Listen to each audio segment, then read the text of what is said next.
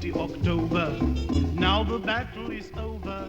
This the date we've been waiting to celebrate. Nigeria is free. Balewa, Together free. Azikwe, Together free. our law was a downer. Nigeria is free.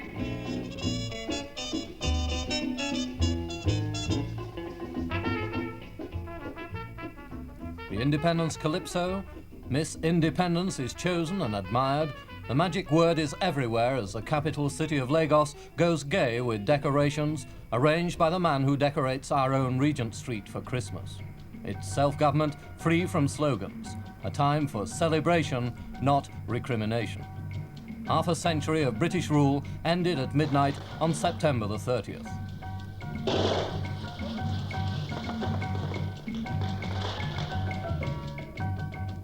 This new nation is already a great one, the most populous in Africa, with up to 40 million people of many tribes and languages and gods, rich in groundnuts, cotton and oil, bound together in a federation of 3 regions.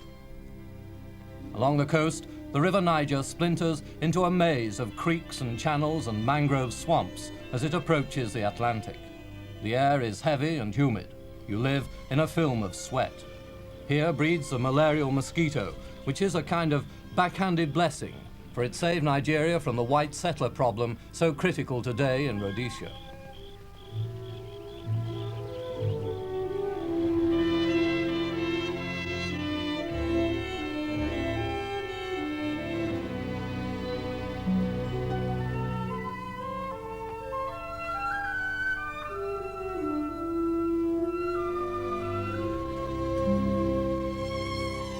Some of the country's most primitive peoples eke out a bare living here. But it's here too that Nigeria's most exciting industry is growing, oil. This year, exports may be worth £5 million. In 10 years' time, perhaps 50 million. And at the oil company's headquarters, the ubiquitous bicycle takes Nigeria's oil men of the future to the classrooms of today. The companies are doing much to meet one of the country's most urgent needs, the need for Nigerian technicians.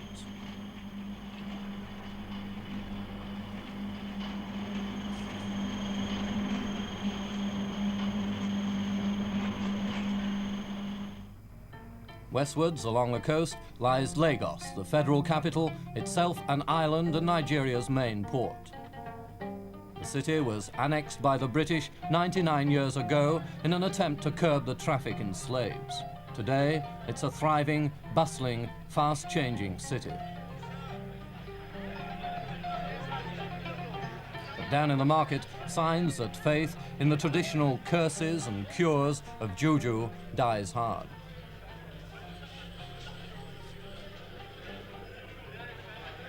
In my days in Nigerian broadcasting, I remember this as a typical Lagos scene. Narrow alleys, shanty houses, open sewers, overcrowding. But the time is rapidly coming when this sort of scene will be remembered as part of the past, the bad old days. A vast clearance scheme is forging ahead. It had already begun when I left Nigeria 2 years ago. When it's finished, 70 acres of slum will have crumbled before the bulldozers to make way for wide highways and modern, many-storied buildings.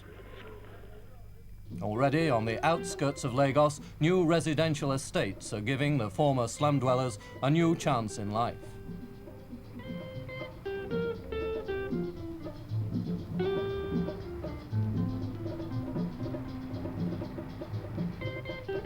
"80 miles to the north of Lagos stands Ibadan, capital of the western region, the biggest Negro city in Africa. Some 500,000 people live here, mostly of the intelligent, progressive Yoruba tribe. The peoples of southern Nigeria are fiercely eager for education, and here, among Ibadan's new buildings, stands Nigeria's first university. Hundreds graduate each year from here, a violent contrast to the handful of graduates with whom the Congo had to tackle independence. From Ibadan, the road to the east takes you through high forest, past rich cocoa farms and careering mammy wagons, and so to the eastern region and the hilltop view of its capital, Enugu. Enugu's an administrative centre, but Nigerians are born traders, and here, as everywhere else, the market is a great gathering point. Here, the dominant tribe is the Igbo, a clever, industrious people.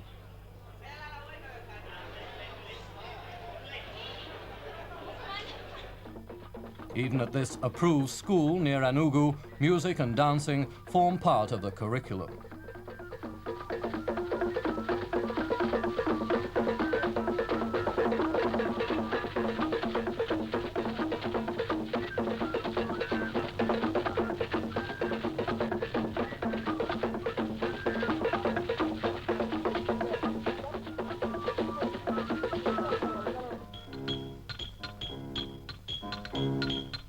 Even the convicts get music while they work.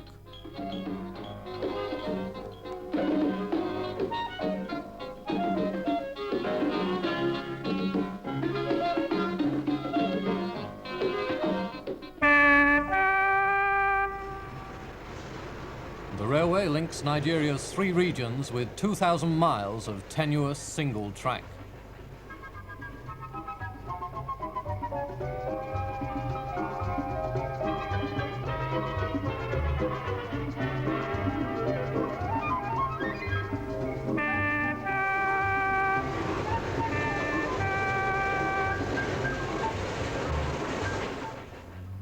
In the far north, at Kano, a great international airport has grown up.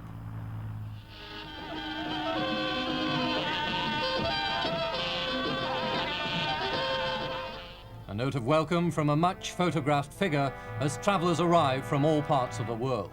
And near the airport, the ancient Arabian Nights city of Kano, its great mosque bright in the hot, dry air. A mud-red city, you might call it, half as old as time.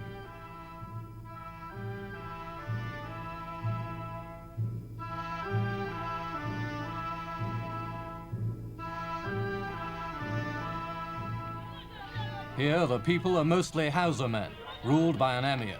You'll find them keeping to their ancient ways, Muslim, feudal, their women in strict purdah.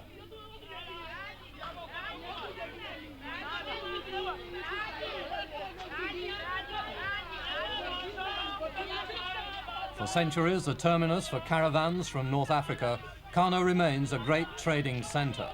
In many ways, a city more Eastern than African.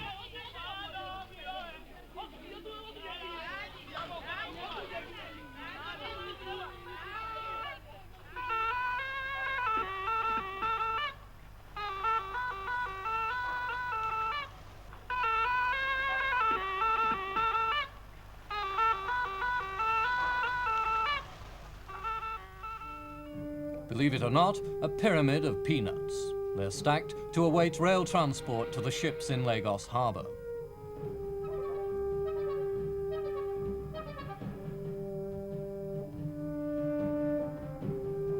You've seen a little of the variety of Nigerian life. The job of holding the country together falls on 4 men.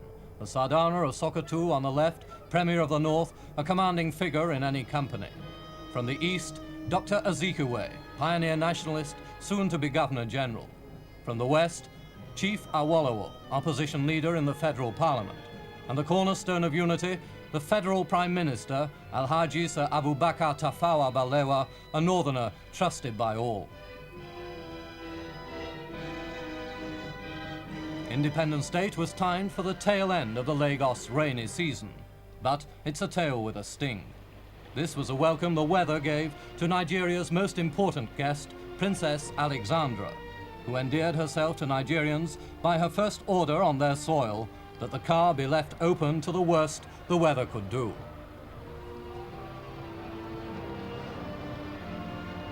Neither the weather nor the princess relented a day or two later at the Government House garden party. Once again, the Governor-General, Sir James Robertson, had to grin and bear it.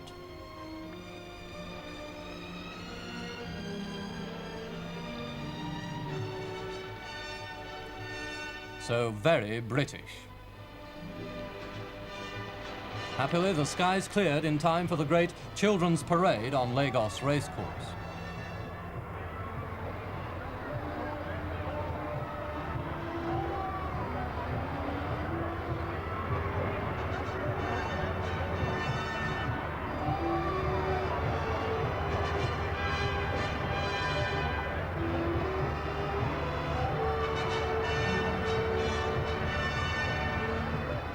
Even the number plate, IND, proclaims independence.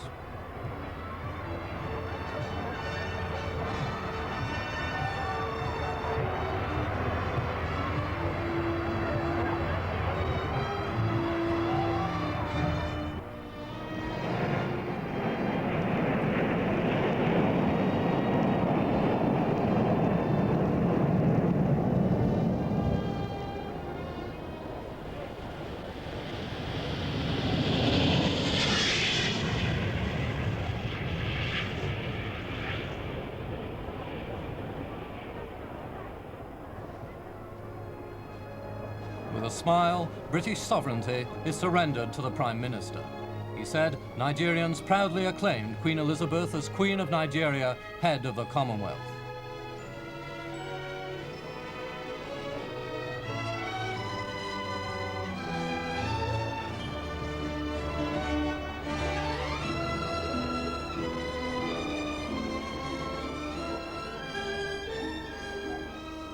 The ceremony is over.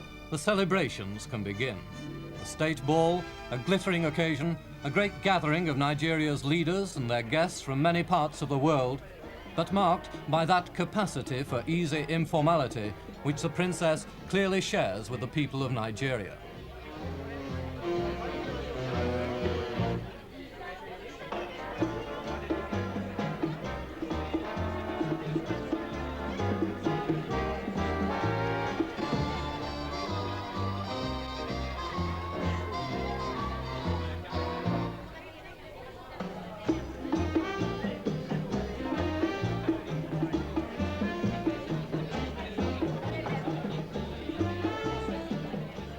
High life on a very high level.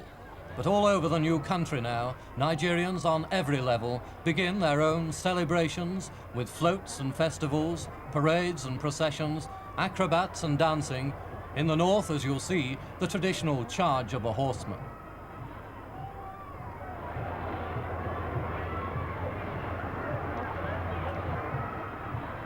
At any time, Nigerians are great people for a show or a party. They don't need any excuse. But this time they had a reason, the greatest of all. For they're celebrating the climax of years of patient preparation by British and Nigerians alike. Their coming of age as a nation. Independence given and taken with perfect concord, without bloodshed and without rancor. The new Nigeria.